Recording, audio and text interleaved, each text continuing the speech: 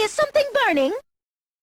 Hey everybody, how's it going? I'm Eric. I'm Ty. And we are ShantottoCast, back again with another final episode. We're burning down everything. We're torching it. Yeah, everything's going. Yeah. The reason why, Ty, you got anything? Torching, fire joke. Hey Siri, why is ShantottoCast ending? Okay, I found this on the web for why Toto? you're used in TotoCast ending. Toto- Check it out. Toto banned Wikipedia. Toto till the end. Video 1987. Baths. Toto USA. Cast iron tubs? Ooh. Alright, we're ending because cast iron tubs. Alright, there we go. But for real, we're here to talk to you guys about the color of fire, or rather the element of fire, the color of red. The element of red. Yeah. However you want to put it. This is an issue I've been running into while I've been writing notes where I'm like, element, color, color, element. Yeah, you never really get away from it. But we're talking about fire. Woo! So we did an episode, as you may remember, way back in the day about why fire is the worst color. That was back before Opus, or it was right after Opus 8 dropped? Right after Opus 8 dropped. Yeah. And since then, we've received 4 sets. We're all the way up to, or 5, 9, 10, 11, 12. Yeah, 4 sets. Yeah. And mono fire and fire decks went from like seeing a little play or like you run it alongside ice in like 6 or something, and now fire is like a very important color. Has completely taken off, became meta. Yeah. Fire or Marsh Ritz has become a huge thing. Mm-hmm. We'll get to that, but here's kind of the cards that we believe at least have really made fire from that like, oh yeah, it's pretty good, to arguably like the best color now. Yeah, for sure. And keep in mind, this isn't to discount some of the other cards that are really big staples in the, I don't want to say archetype, but the color, and its its strength. But these are the cards that are what we believe to be the peak performance cards. Yeah. This is what it looks like. You may not like it, but here we are. So first card up is Terra. Terra would be good in any color, pretty much. I think that's safe to say. Being able to grab any summon back from grave on an EX, that's cool. And then, having a body on board that buffs your summons, choice, nice. But, landing in fire made her a staple, unsurprisingly. Yep. And, fire relies heavily on summons. So she fit the bill, basically, for one thing that fire definitely needed. Yeah. So, she's integral to making a lot of those removal summons work much better than they otherwise would, not to say that they're not good in the first place. Yeah. So.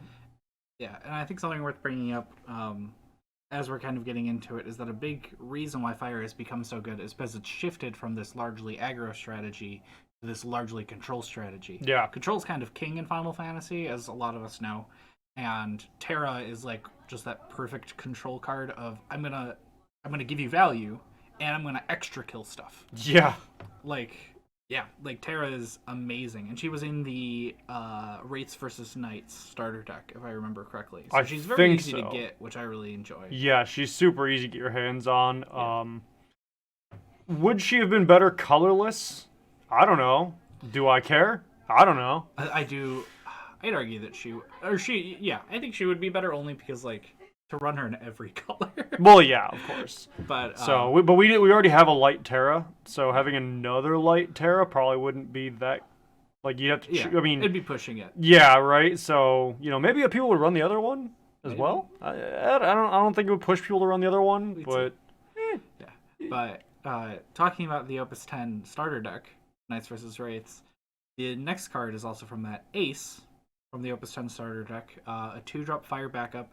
When he enters, deal 5k, or you could pay 3 red, I believe it is, and deal 9k instead. Yeah.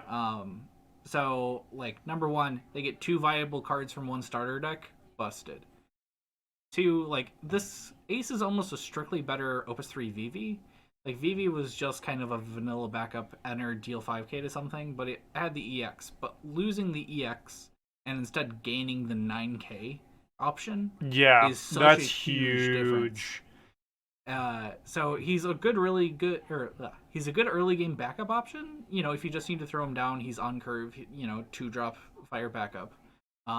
But late game, when you can pay that extra 3, when it's not a big deal, Oh, just it's dealing 9K so to something, crazy. It's so it basically kills everything. yeah, just getting rid of a threat off of a 2-drop backup is just so nice. Yeah, I mean, effectively it becomes a 5-drop, but that's a whole different discussion. I mean, there's ways to get that for free if you wanted to, but moving on, to put the nail in some people's coffin, we have Nail. So Nael. Yep.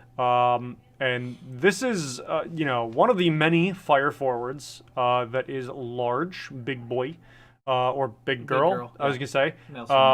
But she is definitely better than the average forward that is huge because she, draws you 2 more forwards. Potentially. You can whiff, but the odds, if your deck is built right, are pretty low. And, she's not super present in all mono fire builds, but she is definitely a strong, extremely strong, powerful card. That if everything goes well, you get those 2 forwards back by drawing them, and then you basically nail cost 2. Yep. And she, has the ability to unclog your backup line by breaking backups for effects, which is also really huge because fire, you're putting down a lot of backups. All of them have ETBs and other effects.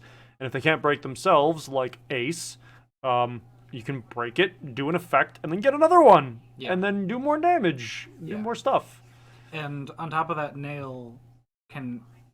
on top of being able to replay the backups, Nail can just help you push for game. Your late game, you just need to get that last 2 points of damage in. Well, you could just break 4 backups, deal 8k to 2 forwards, break them, and then just push through with everything. This great Hail Mary card. Yeah, great Hail Mary card. So while mentioned before, Nail hasn't seen a lot of play in monofire decks. Nail sees quite a bit of play in WAF decks, or at least used to. I'm pretty sure WAF is still good. WAF's still pretty good. And if you're running fire, and if you're running a more forward-centric strategy, if you're not running the Ifrit package, Nail's just a very viable option. Oh yeah. Well, also being able to give itself 2k in haste is really huge because okay, well, you can use that indefinitely also. So it's just okay, big thing coming in at me, break it back up 2k. You keep 2k. Or even if they're 9k to nail, it's I'm gonna break a backup and stop that. It's I'll give up a backup to survive a second. So the next card that we want to talk about is Belias. Well, which version of Belias? The more recent Belias. Exactly. I believe that was Opus 9. Probably. It was either Opus 9 or Opus 8. But Belias, the new one, the 1-drop, is kind of a retrain of the Opus 2 Belias. A retrain is basically when they take a card and, alter it slightly or, kind of power creep it. And this, more or less, is a power creep. This is probably one of the few examples of just outright power creep. Because, that 1 CP difference doesn't seem like a big deal. If you still want to pay cards from your hand for it, you're still just pitching 1. But having the option to just tap a card, give something 1k first strike, and draw a card is nuts. The haste is nice, but people didn't usually use the 2-drop Belias for haste. The first strike 1k is most important. It was a combat trick. Yeah, along with, the drawing of the card. Yeah, replacing itself in your hand is great because you quite literally cannot neg off of this card. Yeah. Unless you have no cards left in your deck, at which point, why are you playing this to draw anyway? Exactly. Unless you hit it off of EX, which would be... Well, you're going to lose the next turn I would anyway. say at that point, yeah. Yeah. So...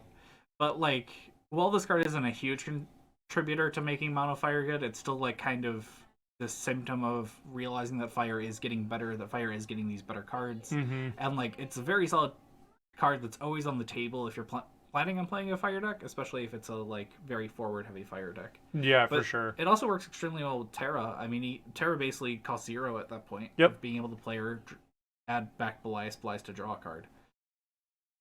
Yeah, no, there's no downside. So the next up we have is part of a whole package of cards. We have Frida. And so we had a bunch of Ifrits before, but there was no reason to run that many Ifrits. Because you had Bahamut, you had Belias, obviously, and you had the Ifrits, and there's other fire summon. was Brynhilde, another card yeah. that would pop up. Right. So there were a bunch of fire summons, but there was no reason to run. You basically picked which ones you ran. Now, Yeah. with the Frida, it was, okay, we have a reason to be running specifically Ifrits. All of these cards fit into one. You know, they basically make it. I don't want to say an archetype, but it's a little core. It's a mini archetype. It's a mini archetype. It's a pseudo archetype. So you know, it's basically what's interesting about it is not only is it a good card on its own, you know, choosing one of the modular effects, but being able to have multiple effects based on what's in your break zone. You know, being able to hit something for multiple effects at once. Did I just repeat myself? Kind of. I kind of repeat. Yeah, I repeated myself. You know, that's cool. But what's really important is that this card made it viable to put in bad Ifrits in your deck just to get that effect. Yeah. Yeah, you know a card is very good when you have to run, when it basically tells you, hey, you have to run this, like, kind of meh, kind of bad card to make this even better, and you do it. Yeah. Because it's just worth it. Like, Terra definitely helps with this. Like, that's a big reason people have started running, I believe it was Opus 2 Ifrit, the 2-drop EX, deal 6k. But that card is just so much better and so much nicer now, because even if you just burn it to just get rid of a small thing, or if you're just compounding damage using Terra, you're also contributing to the Ifrit count for a Frida. Yep. And even without the Ifrit count, Ifrit is still fine. She deals, or for 3k, she could deal 7k, which is on curve for paying 3. Deal 3k to the opponent's board, which isn't great, but, you know, passable. Yeah. Or break a monster. And, like, we don't have a lot of monster removal in the game so far. Fire has been, like, basically the home for a lot of monster removal. And the fact that Frida has the option to remove a monster, either alone or if you get all 3 effects, is, you know, it's just a nice little cherry on top. Yeah, for sure.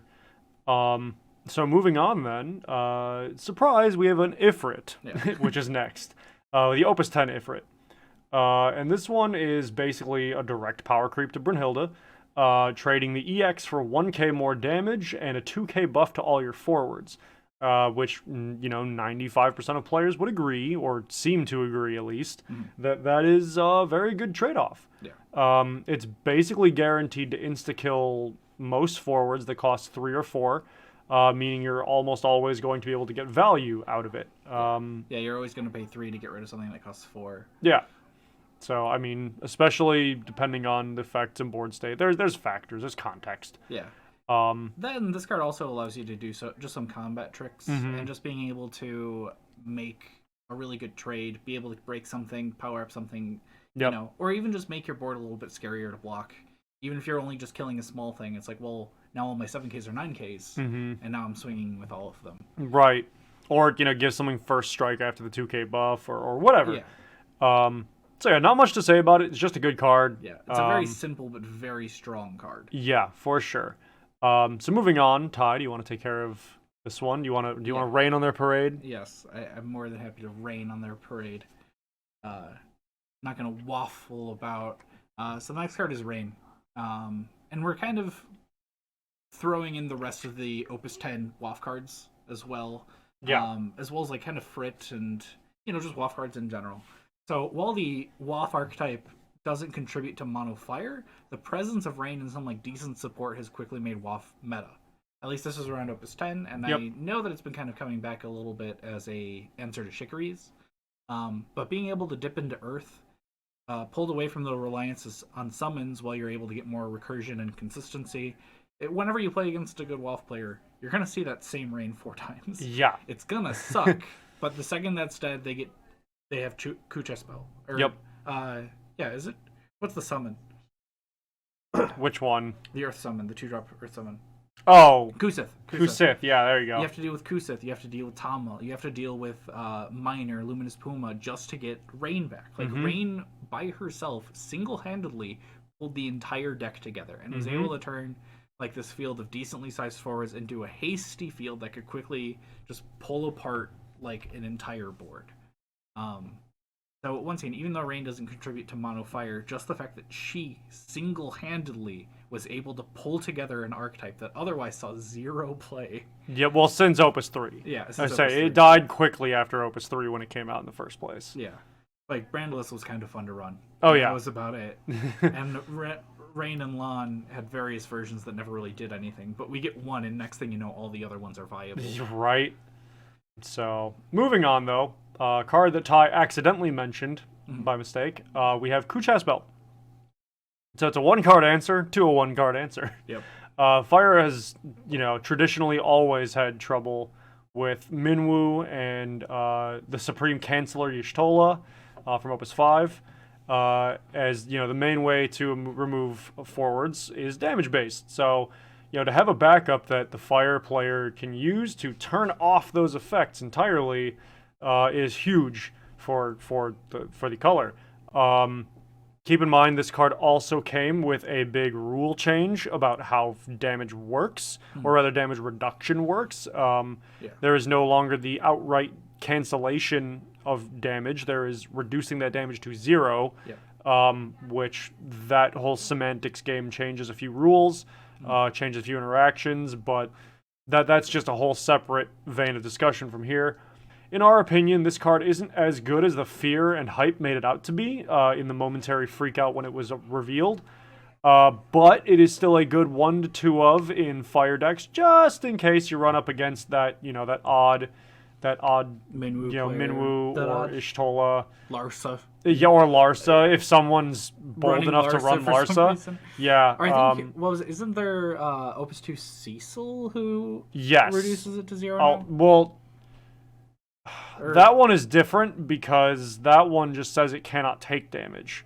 So you see, this is the semantics game we were talking about. Yeah, with the issue with the new ruling, and because everybody's still, even now, like, we're 2 sets in, we're kind of used to it. But the thing is, we're 1 set in. It was Opus 11.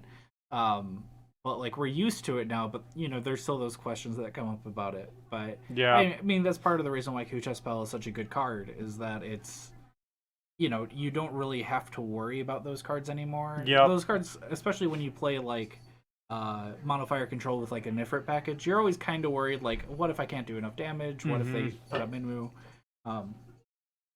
I was running Dark Sephiroth for a while in my mono fire build just to counter Minwoo. So to just have an answer is so nice. Oh yeah. So the next card we have that requires answers from the opponent, many of them, difficult to answer, is Braska's Final Aeon, aka the BFA, the Big Freaking A-Hole. Yeah. So this is an outright better version of the Opus 2 Emperor Zandi, who was scary enough in his own right to deal with. Yeah. But this is effectively better in every single way.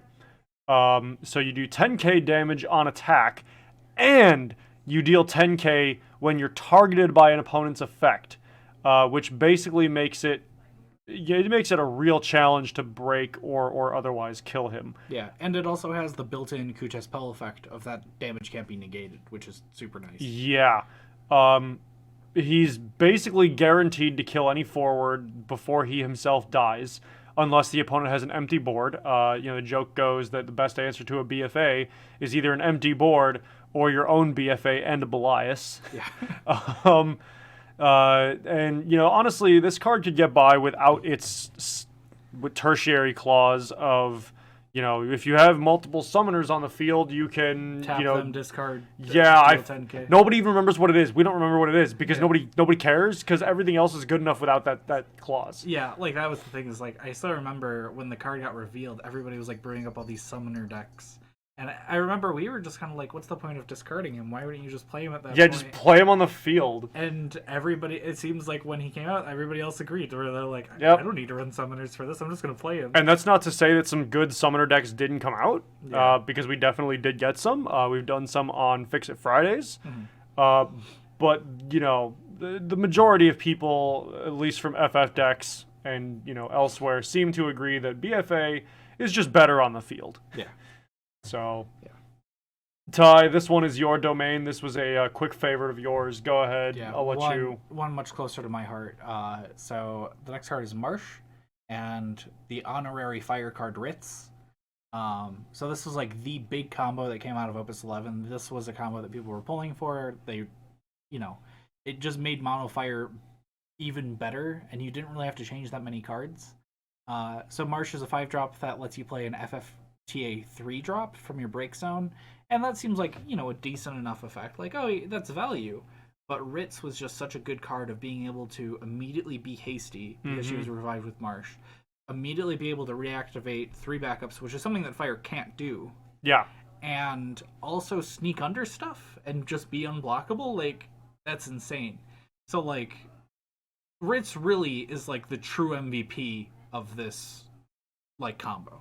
Like, she's your win condition in certain aspects. Yep. And, like, the thing is, 5 CP for 2 bodies, like, isn't uncommon. We've seen other cards that do that. A big one that comes to mind was King and Queen of Eblon. Eblon, yeah. And, joking aside about our King Queen turbo decks, like, this is how you do that right. This is how that becomes even better. And I feel like because of this combo, more people are like, we need some more graveyard hate. Yep. So a lot of the decks that center around this combo went from Mono Fire plus Ritz to Earth Fire plus Ritz.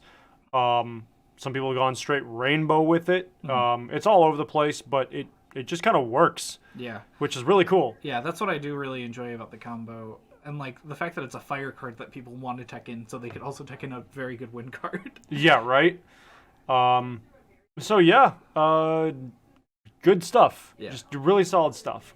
Next one we have here is Amaterasu says F you. Yeah. Just says F you. So for 3, this card is what we refer to as a backwards Ifrit. It cancels an auto ability of any character, but if that character is a forward, then it basically is guaranteed to die from the damage. It'll deal 8k. So, either way, 3 CP to make your opponent waste any amount of CP is awesome.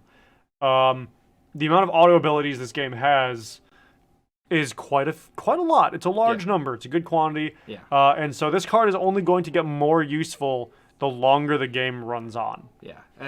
As soon as we see more and more, really good auto abilities, like, we're going to have more things that you want to run Amaterasu for. I mean, that's why people have been running Y'shtola for so long, is like, oh, I want to play her and keep her around in case I need to cancel that Shantotto, in case I need to do this.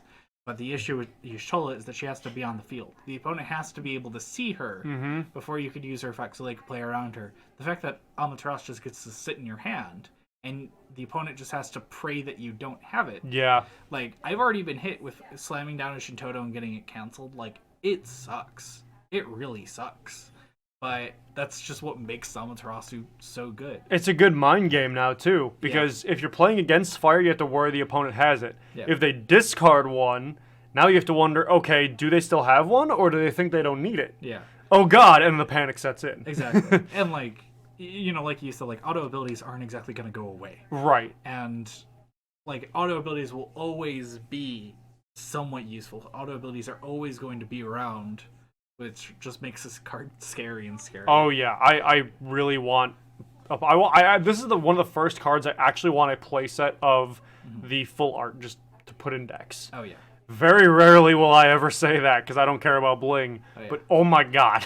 So I'm gonna beat you to it, and so we've recorded this episode before. Full disclosure. Okay. And in that episode, I said I don't think samurais will do anything. Because when we wrote this episode, it was right before Opus 12 dropped, and so there was a little speculation there. We weren't sure where things were gonna go. And I still remember I was just like, I don't know, like, Tenzin's a really solid card, but is he good enough? Is he the reign of samurais? Like, do samurais have enough support? And the answer is yeah.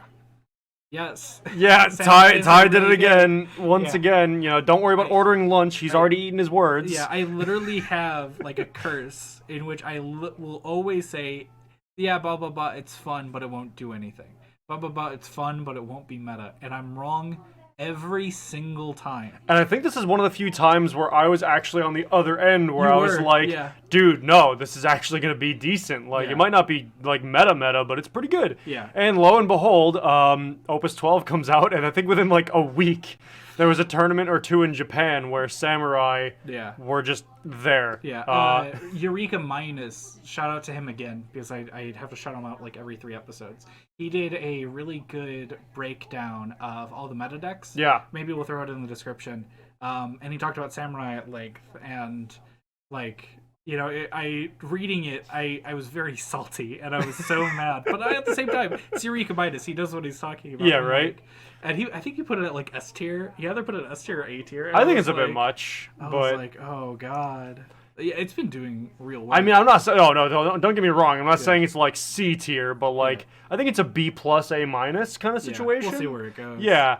We'll see if it keeps going on or if people decide to start teching against it. But what's good about it though? So obviously Tenzen came out. Solid card, easy to get your hands on. It's a cheap L.